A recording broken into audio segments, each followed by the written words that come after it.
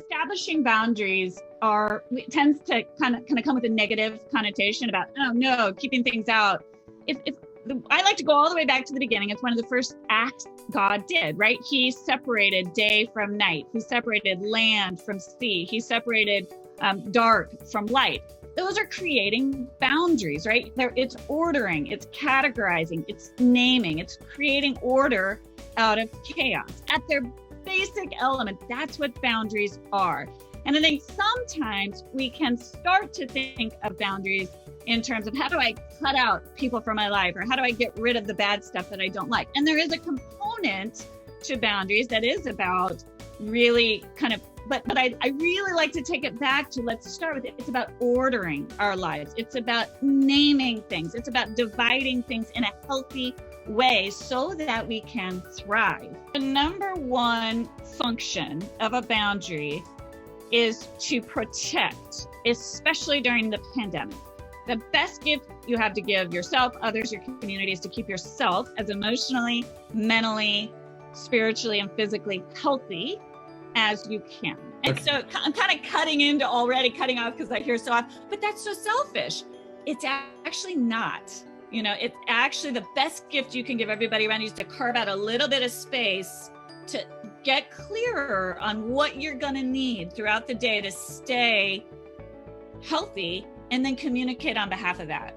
You don't need people to respect your boundaries. You need or like your boundaries or validate your boundaries. And this is where I shift from, your boundaries aren't about telling somebody else. Your boundaries are about making something happen. And a lot of times actions speak louder than words. You don't need permission from a boss to take a 20-minute walk. I understand with abusive spouses, I understand there's a spectrum, but you do what you need to do to stay healthy. And when communication doesn't work, you act. You do that thing. And I understand, and I can already hear that, well, what if I have little kids at home, or what if this?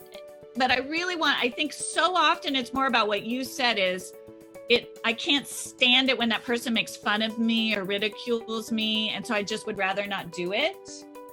You do it because your number one goal before God is to stay healthy and whole. I did a whole blog post on selfhood versus selfishness, and I do a whole list with itemized scriptures where Jesus had boundaries.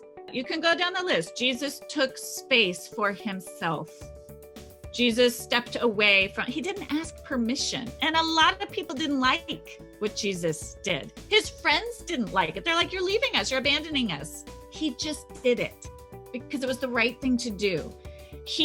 Jesus countered toxic behavior. He was adept. He was a skilled, the way that he countered the toxicity came at him was skilled. Because for me as a therapist, I don't want to be throwing pot shots at the church, but I do tend to see in my office some of the wreckage. And I also see what good the church can do, right? So you maybe can't change them, but you can change how you are in that. You can respond with thoughtful, grounded wisdom, and that can change a lot.